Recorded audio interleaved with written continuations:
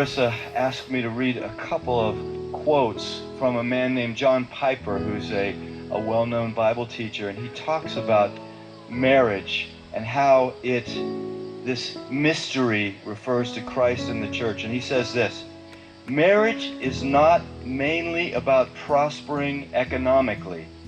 It is mainly about displaying the covenant-keeping love between Christ and his church.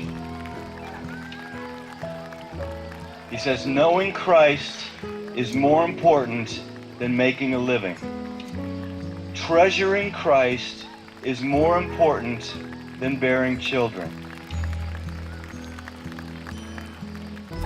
Either way, it is short. It may have many bright days, or it may be covered with clouds.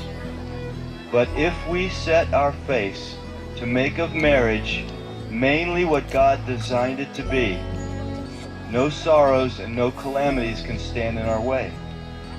Every one of them will be not an obstacle to success, but a way to succeed.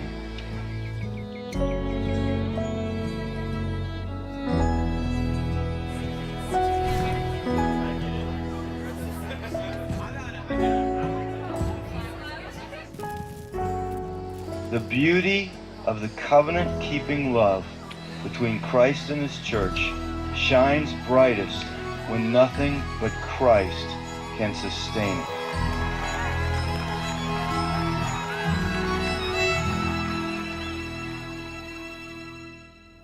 Ian and I first met in 2005 at college and had a blast for 10 months getting to know each other. And I was looking through and I found one of my favorite pictures, which I think was actually taken right before his accident. He set up a camera on his tripod, and it's just a classic Ian face that to me sums up who he is. We'd been dating for 10 months and he was working an extra job for his dad, and he was on his way to work near Pittsburgh. And we got a phone call that he had been in an accident, and we didn't know if it was when he got to work or on his way. And so we got down to Pittsburgh, and I was just praying the whole time in the car that it wouldn't be his brain. After being at the hospital for a few hours, we found out that it was, and he had been in brain surgery for a few hours and had suffered a traumatic brain injury. God totally spared his life.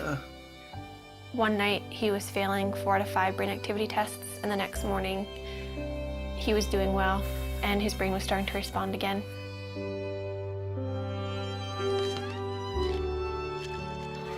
I moved in with his family after the accident, so I was really involved in his therapy and just did whatever I could to make his life fun. We'd go out on dates, and looking back, it's weird because he couldn't talk and he couldn't eat. So we probably looked like complete weirdos being on dates, but we had a blast and I just talked to him all the time. I knew that before Ian's accident, he was very serious about marriage and was ring shopping, so I knew where he was, and that helped me so much. After he couldn't talk, I knew that he loved me, and I knew where he wanted the relationship to go because we were dating very intentionally. We just prayed that marriage would someday happen and watched all of our friends get married and start having families. That was challenging, but we just tried to hold out hope that that would be us someday.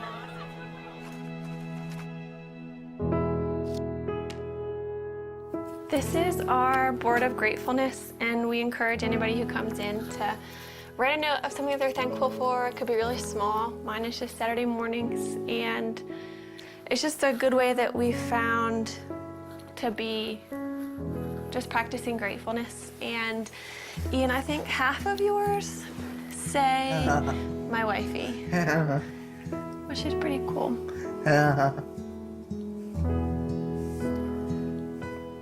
We decided that we couldn't really consider marriage as an option until Ian was able to communicate. But if he could communicate with me, then we could have a marriage, knowing it would be really different. But as long as Ian could talk to me, then we could make it work. So once Ian began communicating, it became a little bit more of an option. And then we just kind of watched Ian progress. Hi, husband. Hi, wifey. How are you? Yeah. What? How are you? I'm good. How How was your day? Yes. A conversation I had with his dad, it was one of those conversations where I realized this could happen. Then that August, his dad was diagnosed with brain cancer. And at that point, his dad's biggest concern was Ian and I, and whether or not we were gonna get married or step away from our relationship. He wanted us to make a decision to move our lives in some direction. He passed away before he was able to see us get engaged, but that was a huge impetus in why we started to pursue engagement.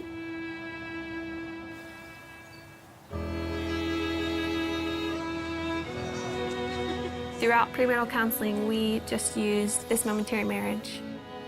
It was so helpful because John Piper talked a lot about primary things and secondary things, which is really important for us because when we're walking out our marriage practically, Ian can't do the secondary things like working or making a meal for me. Everything that's primary, though, he can do, which is leading me spiritually. Ian always comes back to the foundational truths of who God is and kind of reels me back in from my emotions, and that's the most important thing. We have two friends that we're going through the book with. I think we've just been able to help them see that maybe the little things that they're excited for about marriage are worth being excited about, but they're not the end all and be all of their marriage.